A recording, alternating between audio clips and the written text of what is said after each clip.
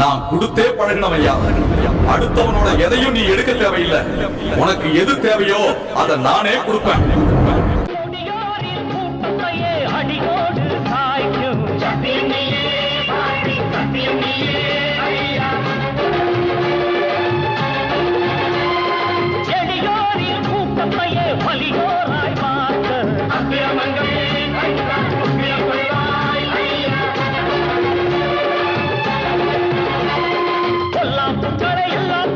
இல்லாதபடி ஒன்று ரெண்டா வெட்டுற புழுதா வெட்டுற பட்டா கத்திய காட்டு நல்லவர் கண்டிட நன்மைகள் கண்டிட வல்லவர் தந்திடு சாமி.